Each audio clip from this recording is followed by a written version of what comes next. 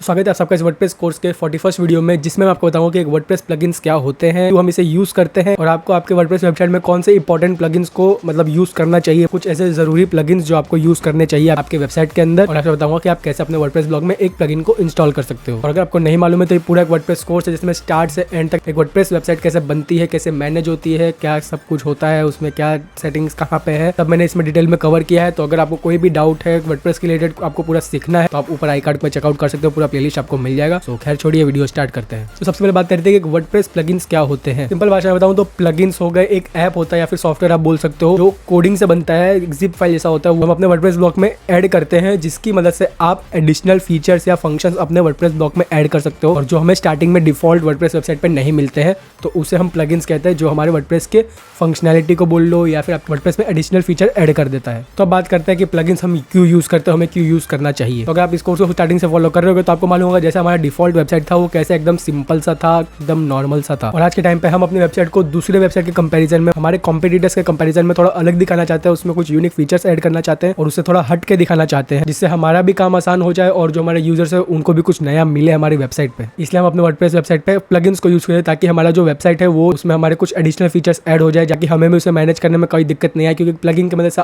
जो चीज आप मैनुअली करने जाओगे वो काफी टाइम लग सकता है, वही प्लगइन्स में कुछ क्लिक में मतलब कुछ सेकंड में ही आपके काम हो जाते हैं। इसलिए हम प्लगइन्स को यूज करते हैं वर्डप्रेस में। तो बात करते हैं कुछ वर्डप्रेस के एसेंशियल प्लगइन्स, यानी कुछ जरूरी प्लगइन्स जो आपको अपने वर्डप्रेस वेबसाइट में जरूरी होते हैं। इसको मैंने दो कैटेगरी में डिवाइड कर लिया। एसेंशियल में जो मैंने मस्ट हैव रखा है, मतलब ये आपके वेबसाइट पे होने चाहिए, और एक रिक्वायरमेंट्स करके, ताकि आपका कौन सी वेबसाइट बना रहे हो कि आपको हर वेबसाइट के रिक्वायरमेंट्स के हिसाब से अलग अलग फंक्शनलिटी चाहिए होती है, अलग अलग प्लगइन्स की जरूरत हो सकती है। इसलिए जो मस्ट हैव है उसमें ऐसे प्लगइन्स को मैंने रखा है जो आपको कहीं ना कहीं लाइफ टाइम में काम पड़ेंगे ही, तो वो जरूरी एक तरीके से हो जाएंगे। और जो रिक्वायरमेंट्स होंगे उसमें मैं कुछ ऐसे बता दूंगा जो हम स्टैटिक लाइन वेबसाइट पे यूज करने वाले हैं, जो हमको जरूरत पड़ेगी। तो मस्ट हैव में सबसे पहले बात करते हैं हम WP फॉर्म्स के बारे में। और सबसे बेस्ट प्लगइन है अगर आपको अपने वेबसाइट में कॉन्टेक्ट अस का फॉर्म डालना है, मतलब आप अपने वेबसाइट पे कॉन्टेक्ट अस का पेज डालते हो, आप चाहते हो कि कोई आप मेल करके ना कॉन्टेक्ट करे, आपका एक फॉर्म हो, वहाँ पे अपना नाम, ईमेल, जो भी उनका मैसेज हो वहाँ पे लिख के आपको मेल कर दे और वो आपके मेल पे आ जाए, या फिर आपका जो भी आपने कनेक्ट किया होगा इसमें ईमेल उस पे आ जाए, तो उसमें आपको काम आता है WP फॉर्म्स। तो आप WP फॉर्म्स को यूज कर सकते हो, नहीं तो इसका एक अलग अल्टरनेटिव है कॉन्टेक्ट फॉर्म 7, काफी लोग उससे भी यूज कर सकते हैं। अगर आपको सिर्फ कॉन्टेक्ट फॉर्म ही बनाना है, सिंपल आपकी वेबसाइट है, सिर्फ कॉन्टेक्ट फॉर्म के लिए यूज करना है, आप कॉन्टेक्ट फॉर्म 7 को यूज कर सकते हो। लेकिन अगर आपको और सारी चीजें, ईमेल्स कलेक्ट करने हैं, आपको न्यूज़लेटर के लिए ईमेल्स कलेक्ट करने हैं, सब्सक्राइब लिस्ट बनाने हैं, उसके लिए WP फॉर्म्स काफी काम का हो जाता है, तो उसमें आप WP फॉर्म्स को यूज करते हो। इसलिए मैंने WP फॉर्म्स को यहाँ पे मस्ट हैव में ऐड किया है। दूसरा जो मस्ट हैव प्लगइन है वो है रैंक मैथ। तो रैंक मैथ आपको मालूम होगा, अगर आपने सुना होगा, तो बेस्ट SEO प्लगइन होता है। और मैंने रिसेंटली मैंने ऐसे ही हमारे जो टेलीग्राम ग्रुप है उसमें मैंने लिख दिया था कि कौन सा बेस्ट है, रैंक मैथ या योस्ट SEO, और उसमें आपको जो रिजल्ट आपको दिख रहा होगा, काफी लोगों को रैंक मैथ पसंद है और इसमें भी हम रैंक मैथ यूज करेंगे, क्योंकि इसमें काफी सारे अच्छे खासे फीचर्स मिल जाते हैं। इसका भी फ्री वर्जन आप इनकी वेबसाइट डाउनलोड कर सकते हो। जैसे लास्ट में बताने वाला हूँ कि आप कैसे इन प्लगइन्स को इंस्टॉल करोगे, तो वीडियो को एंड तक देखते रहना। तीसरा मस्ट हैव प्लगइन है अपड्राफ्ट प्लस। अब अपड्राफ्ट प्लस आपके वेबसाइट के बैकअप्स लेने में काफी काम आएगा। आप न्यूबी हो, आप हो सकता है आप जानबूझ के तो डिलीट नहीं करोगे, बाय चांस आपकी गलती से कोई ऐसा पेज डिलीट हो गया या फिर कोई ऐसा आपके वेबसाइट पे आपने कोई मेन PHP फाइल डिलीट कर दी जिसकी वजह से आपकी वेबसाइट वर्क नहीं कर रही है, तो उसमें आपको बैकअप्स लेने पड़ते रहते हैं टाइम टू टाइम। उसमें आपका काम आएगा अपड्राफ्ट प्लस। तो आपकी वेबसाइट का जो भी फाइल सबके ऑटोमेटिक बैकअप्स क्रिएट होते रहेंगे आपकी वेबसाइट में। तो अगर आपको अपनी वेबसाइट के बैकअप्स को बनाना है, आपको अगर वेबसाइट को बैकअप किसी दूसरे होस्टिंग में भी ट्रांसफर करना है, तो ये प्लगइन आपके काफी काम आएगा। और अगर आपको अपड्राफ्ट प्लस यूज नहीं करना है तो आपके लिए बेस्ट अल्टरनेटिव रहेगा ब्लॉगवोल्ट। फोर्थ मस्ट हैव प्लगइन है वो काफी इंपॉर्टेंट है आपकी वेबसाइट की सिक्योरिटी के लिए, और वो है iTheme सिक्योरिटी। iTheme आपके वेबसाइट को सिक्योर करने में काफी काम आएगा, और मैंने इस पे एक डिटेल वीडियो बनाया था कि आप अपने वेबसाइट को कैसे सिक्योर कर सकते हो, हैक होने से बचा सकते हो। तो इस प्लगइन को कैसे यूज करना है, कैसे इसको सेटअप करना है, सब कुछ मैंने पूरा डिटेल में, इसका मैंने जो फ्री वर्जन है उसी को कवर किया, तो आपको आई कार्ड में उसका लिंक मिल जाएगा, उसको आप चेकआउट कर लेना अपनी वेबसाइट को सिक्योर करने के लिए। और अगर आपको iTheme सिक्योरिटी यूज नहीं करना है तो इसका एक अल्टरनेटिव है सिक्योरी, बेस्ट अल्टरनेटिव रहेगा आपके वेबसाइट को सिक्योर करने के लिए। और मस्ट हैव में फिफ्थ और लास्ट एक इंपॉर्टेंट प्लगइन है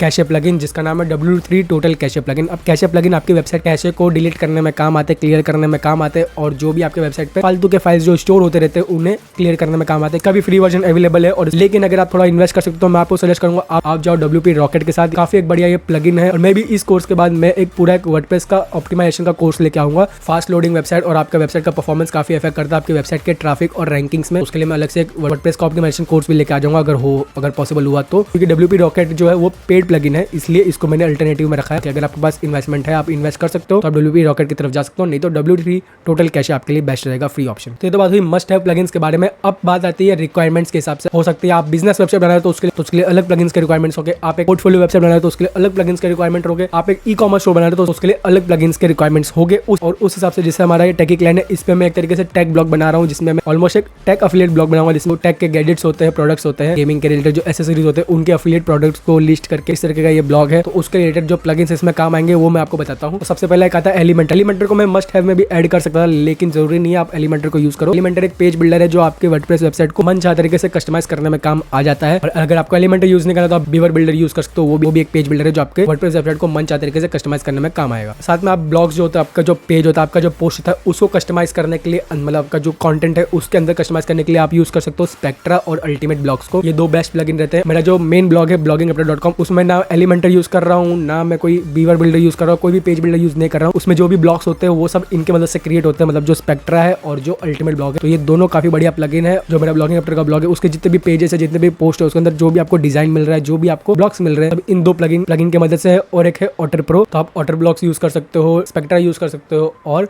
अल्टीमेट ब्लॉग्स यूज कर सकते हो अपने पोस्ट को या फिर पेज को कस्टमाइज करने के लिए। तीसरा मेरे लिए एक इंपॉर्टेंट प्लगइन इसमें यूज होगा अफिलिएट एक्स। अब अफिलिएट एक्स में इसमें इसलिए यूज कर रहा हूँ क्योंकि जैसे मैंने कहा कि टेक अफिलिएट ब्लॉग रहेगा, तो इसमें मैं प्रोडक्ट्स को ऐड करूंगा, तो मैं उसके फीचर्स ऐड करूंगा, तो उसको थोड़ा स्टाइलिश तरीके से मैं दिखाऊं, कंपैरिजन वाले टेबल्स बनाऊंगा, बटन्स क्लासिक टाइप के थोड़े कॉल टू एक्शन ऐड करूंगा, तो उसके लिए मुझे काम आएगा अफिलिएट एक्स। और ये पूरा एकदम रिस्पॉन्सिव रहता है, काफी एक बढ़िया ये है। यहाँ पे आप सिंगल प्रोडक्ट ऐड कर सकते हो, pros and cons, buttons, call to action, comparison, table, specification और कई सारे यहाँ पे आपको ऑप्शंस मिल जाते हैं। और लास्ट इसमें जो मैं यूज करने वाला वो होगा मॉन्स्टर इनसाइट। अब मॉन्स्टर इनसाइट को यूज करना जरूरी नहीं है, वो आपके ऊपर है, इसलिए मैंने इसको रिक्वायर्ड में लिखा है क्योंकि मैं चाहता हूँ कि मेरा जो भी मेरे ट्रैफिक आएंगे, जो भी एनालिटिक्स होगा वो मुझे मेरे वर्डप्रेस के डैशबोर्ड में मिल जाए। मॉन्स्टर इनसाइट्स को मैं इसमें यूज करूंगा, जरूरी नहीं आप मॉन्स्टर इनसाइट्स को यूज करो, आप जेटपैक भी यूज कर सकते हो या फिर गूगल एनालिटिक्स या फिर साइटकिट जैसे प्लगइन्स को भी यूज कर सकते हो, इसलिए मैं इसमें मॉन्स्टर इनसाइट्स यूज करूंगा। तो अब आते हैं लास्ट चीज पे, आप अपने वर्डप्रेस वेबसाइट में प्लगइन कैसे इंस्टॉल करोगे। तो उसके लिए चलते हैं हम सीधा अपने डैशबोर्ड में। डैशबोर्ड में आने के बाद आपको प्लगइन का सेक्शन मिलेगा, यहाँ पे आपको मिलता है इंस्टॉल प्लगइन्स। जैसे हमारे में ऋषि कंपेनियन और ऋषि प्रो हमारे में एक्टिवेट किया था हमने ये दो प्लगइन को ऐड किया था। आपको यहाँ पे ऑप्शन मिलता है ऐड न्यू का, जिसमें आप अपना नया प्लगइन ऐड करोगे। और प्लगइन फाइल एडिटर में आप जाओगे तो किसी भी प्लगइन के आप फाइल को एडिट कर सकते हो। और इस सेक्शन को आप एडिट मत करना क्योंकि आपको कुछ मालूम नहीं है, आपकी फाइल में कोडिंग मोडिंग में एडिट कर देते हो आपका प्लगइन वर्क काम करना बंद कर सकता है, इसलिए इसको आप इग्नोर ही करना।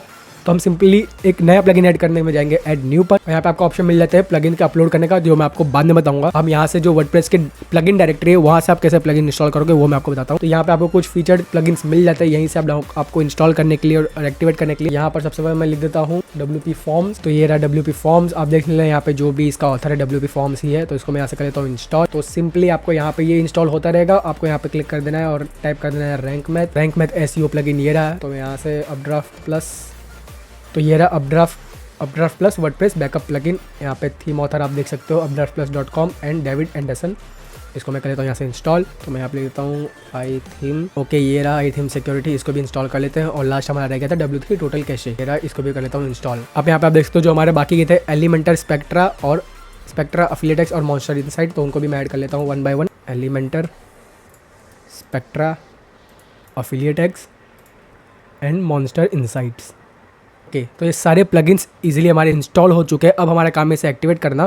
तो एक्टिवेट करने के लिए आप सिंपली यहाँ पे जाओगे इंस्टॉल प्लगइन्स। तो आपने जितने भी प्लगइन्स यहाँ पे ऐड किए होंगे, जो भी आपने अभी इंस्टॉल किए होंगे, सब यहाँ पे शो कर रहे हैं। तो आप जैसा देख सकते हो यहाँ पे हमारे 9 प्लगइन्स इनएक्टिव है, मतलब इनको हमने सिर्फ इंस्टॉल किया है, एक्टिवेट नहीं किया। इनएक्टिव में जाऊँगा, यहाँ पे ये सारे इनएक्टिव है, तो इनको सबको मैं यहाँ से बल्क में सिलेक्ट करूँगा और यहाँ पे मैं क्लिक कर दूँगा एक्टिवेट।